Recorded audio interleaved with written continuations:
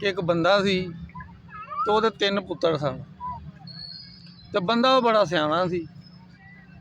ਉਹਦਾ ਮਕਸਦ ਇਹ ਸੀ ਕਿ ਜਿਵੇਂ ਮੈਂ ਸਿਆਣਾ ਨਾ ਮੇਰੇ ਪੁੱਤਰ ਵੀ ਇੰਝ ਹੀ ਕੋਈ ਸਿਆਣੇ ਹੋਣ ਜਿਹੜੇ ਕਿ ਮੇਰੇ ਪਿੱਛੋਂ ਜਾਇਦਾਦ ਜਿਹੜੀ ਹੈ ਨਾ ਉਹ ਖਰਾਬ ਨਾ ਕਰਨ। ਉਹਦੇ ਕੋਲ 17 ਊਂਠ ਸਨ। ਉਹਨੇ ਆਖਿਆ ਬਈ ਇਹਦਾ ਨਾ ਤੁਸੀਂ ਜਿਹੜਾ ਨਾ ਤਕਸੀਮ ਕਰਨੇ ਨੇ ਤੇ ਨਾ ਕੋਈ ਵੇਚਣਾ ਤੇ ਨਾ ਕੋਈ ਲਾਲ ਕਰਨਾ, पूरे पूरे ऊँट होने चाहिए ने। उन्हें आख्या भी साढ़े को तो तकसीम नहीं होंगी तो फलाने थां एक बंदा बड़ा सियाना है तो उहदे कोल जाने जांदे ने एक राह जो बंदा मिलिया वो आंदा यार इधरों मेरी डाची तो नहीं वेखी ऊँट। उन्हें आख्या यार वो अगों काणी सी। आंदा आहो। आंदा एक पासे वो गुड़ लद्या सी ते एक पासे कणक लद्दी सी। आहो यार ये डाची सून वाली सी। आंदा आहो। आंदा अल्लाह दी कसम अहां नहीं वेखी। उन्हें आख्या तू आई खुदा दी कोई खुदा दा खौफ करो, निशानियां सारियां दसन डे ते आंदे अहां नहीं वेखी। ऊँट तुहाडे कोल चलो भाई कादी कोल फैसला लै चलने। वो आखन लगे असीं उत्थे ही चले भाई चलो। अगे जाते पे ने अगे एक होर बंदा मिल पिया। उन्हें आख्या यार इतों कोई जनानी नहीं जाने वेखी। उन्हें आख्या भाई कोई जनानी दे बच्ची बच्चा होने वाला सी। आंदा आहो यार ये वो जात दी जलाई सी। आहो यार ते वो घरों नस के आई सी। आंदा आहो यार। आंदे ने अल्लाह दी कसम अहां नहीं वेखी। फड़ो इन्हों मारो जुत्तियां। आंदे ने अहां नहीं वेखी साडी जनानी लगा के आंदे ने अहां नहीं वेखी। चलो भाई काजी कोल चलीए। उन्हें आख्या चलो भाई असीं अगे उत्थे ही जा रहे हैं। काजी साहब कोल गए। उन्हें आख्या जी यह मसला है ऊँठां की तो गल बाद च करांगे पहले दसो जी इन्हें साडी डाची भी एक दी चुरा ली इन्होंने एक दी जनानी लगा ली है तो ये आंदे ने अहां नहीं वेखी। उन्हें आख्या भाई ये तो वक्त पै गया। वो कुदरत खुदा दी ना वो काजी साहब की जी है ना बेटी वो भी उस तो वध सियानी सी। अच्छा काजी साहब की बेटी।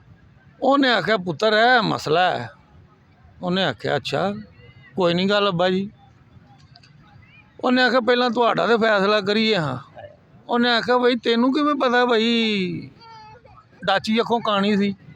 उन्हें आख्या गल वे कि जांदियां जांदियां ना उन्हें एक पासों ना दरखत का पत्ते खाधे सन ते एक पासों नहीं खाधे तो अहां हिसाब लाया वो काणी एक पासे उन्होंने नज़र आउंदा ही पिया तो एक पासों खाई जाती ही पई। होर हाँ कसम अल्लाह दी अहां डाची वेखी। वो आंदा भी तेनू किवें पता वो सून वाली सी। वो आंदा भी इस तो मैनूं पता लगा क्योंकि जदों डाची बहिंदी है ना तो वह अगे वो ना बनया हुंदा वो हिक दे अगे ना पाथी जी बनी हुंदी है वो लग जाती जमीन ते पेट नहीं लगता तो ये डाची का पेट जमीन ते लग्या ही। मैं हिसाब लाया कि सून वाली इस वास्ते मैनूं पता है और असां वेखी कोई नहीं। उन्हें आख्या तो तेनू किवें पता जी एक पासे गुड़ लद्या सी ते एक पासे कणक लद्दी सी। आंदा एक पासे जिहड़ा ना जिधर गुड़ सी ना उधर मक्खियां बड़ियां सन ते दूसरे पासे कीड़े मकोड़े सन। हाँ हिसाब लाया कणक लद्दी है तो दूसरे पासे गुड़ है। यार इन्हें जी अहां तो इस तजर्बे ने दसी और वाकई मानी गल है हम डाची नहीं वेखी। उन्हें आख्या अच्छा भाई ये कोई डाची कोई नहीं ये जाओ तुसी अपना कम करो। मुड़ के आ गया जी वो जनानी वाला। वो आंदा भाई तेनू किवें पता सी कि उस जनानी दे बच्ची बच्चा होने वाला सी। वो आंदा भी गल ये वे कि औरत जदों पेशाब करन पैंदी है ना रफा हाजत लई ते ओ तलियां ला के उठी सी। हाँ हिसाब लाया कि वो उठिया नहीं जा रहा उन्होंने कोई हामला है वो उठिया नहीं गया जमीन ते तलियां ला के उठी है तां मैं हिसाब लाया कि ओनू ना बच्ची बच्चा होने वाला। उन्हें आख्या चलो ये तो गल होई तो तेनू किवें पता कोई घरों नस के आउण डई।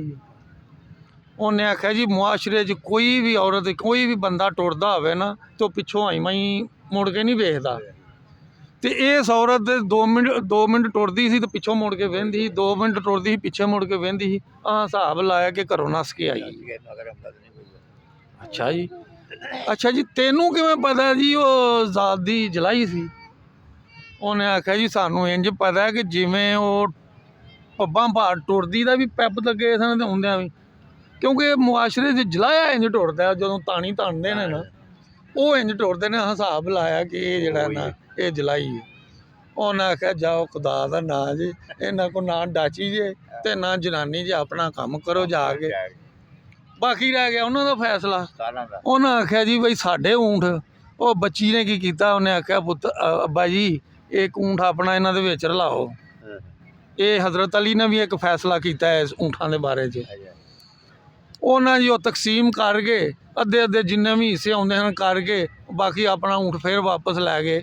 ਤੇ ਉਹਨਾਂ ਆਖਿਆ ਲਓ ਜੀ ਇਹ ਤਕਸੀਮ। ਉਹਨਾਂ ਆਖਿਆ ਬਈ ਬੜੀ ਗੱਲ ਹੈ, ਤੁਸੀਂ ਸਾਡੀ ਤਕਸੀਮ ਕਰਤੀ ਹੈ, ਲੇਕਿਨ ਸਾਡੀ ਹੁਣ ਇੱਕ ਗੱਲ ਹੈ, ਜਾਂ ਸਾਨੂੰ ਆਪਣਾ ਨੌਕਰ ਰੱਖ ਲੈ ਤੇ ਜਾਂ ਆਪਣੀ ਧੀ ਦਾ ਰਿਸ਼ਤਾ ਸਾਨੂੰ ਦੇ ਦੇ, ਸਾਡੇ ਕੋਲ ਜਾਇਦਾਦ ਬੜੀ ਹੈ ਤੇ ਸਾਡੇ ਪਿਓ ਦੀ, ਇਸੇ ਲਈ ਅਸੀਂ ਤੁਹਾਡੇ ਕੋਲ ਆਏ ਹਾਂ। ਨਾ ਸਾਡੀ ਜਿਹੜੀ ਹੈ ਨਾ ਪਿਛਲੀ ਜਾਇਦਾਦ ਨਾ ਖਰਾਬ ਹੋਵੇ, ਜਾਂ ਸਾਨੂੰ ਬੱਚੀ ਦਾ ਰਿਸ਼ਤਾ ਦੇ ਦੇ ਤੇ ਜਾਂ ਸਾਨੂੰ ਨੌਕਰ ਰੱਖ ਲੈ। ਉਹਨਾਂ ਆਖਿਆ ਵੀ ਵਾਕਈ ਗੱਲ ਸਹੀ ਹੈ, ਤੁਸੀਂ ਸਿਆਣੇ ਬੰਦੇ ਹੋ।